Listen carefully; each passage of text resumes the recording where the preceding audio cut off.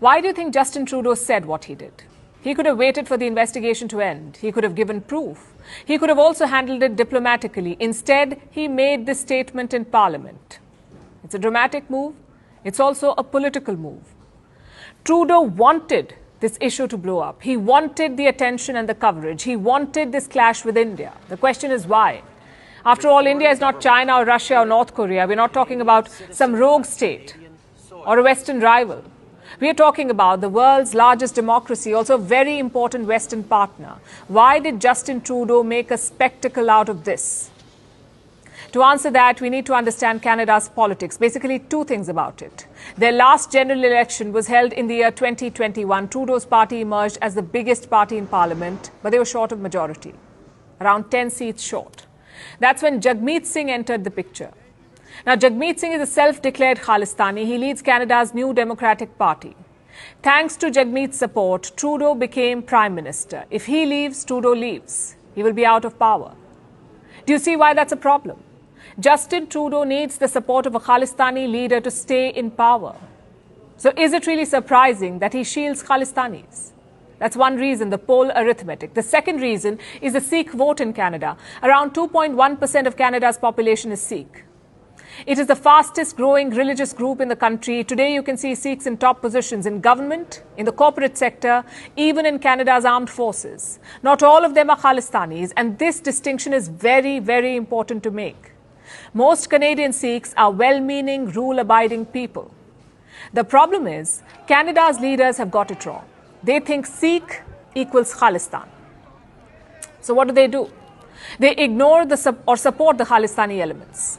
It's a tactic that is almost as old as elections. Here in India, we have different terms for it. We call it appeasement politics or vote bank politics. Justin Trudeau is doing the very same thing, supporting terrorists and justifying it as freedom of expression. And don't think Justin Trudeau is the first leader to play this card. His father did the same. That's Pierre Trudeau. He was Canada's Prime Minister in the 1970s and 80s. That was the peak of the Khalistan movement. In 1982, India wanted to extradite a Khalistani from Canada. This man, Talvinder Parmar, he used to lead a terror group called Babbar Khalsa. India wanted his extradition, but Pierre Trudeau, then Prime Minister of Canada, refused to extradite him.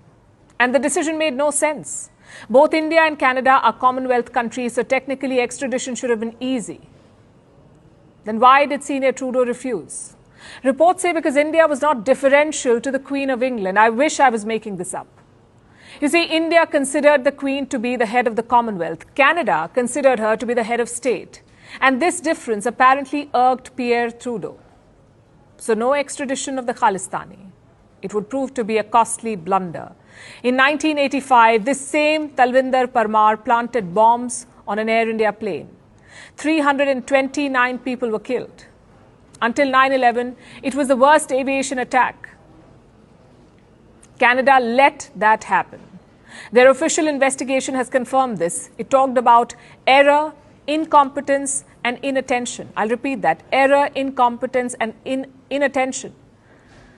These three words summed up Canada's policy in the 1970s and 1980s. Unfortunately, they apply even today. Trudeau's vote bank politics is dangerous. He is putting Canadians at risk. Just think about it. Where are these Khalistanis based? In Canada.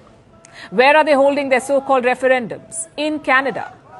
And where have they plotted attacks? Again, in Canada. India has effectively defanged this movement, but in Canada it is thriving. So who will be hurt if these Khalistanis go on a rampage? If another Talvinder Parmar emerges? Canadians themselves. The truth is, there is nothing called a good separatist or a good extremist. They're all bad and dangerous. If you make such distinctions, you suffer. Just look at Pakistan.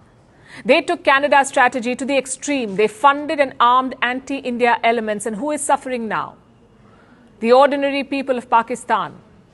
Meanwhile, India is the fifth largest economy in the world. So Justin Trudeau is playing with fire for short-term political gains. He is playing with a force he does not understand. Even his father did not. And in the process, he's putting Canadians at risk. We've already seen attacks on Indian diplomatic missions, on Hindu temples, even businesses run by Indians. How long before they turned their attention to Canadians? Trudeau's father waited to find out. His mistake cost 329 innocent lives. We can only hope it's not repeated.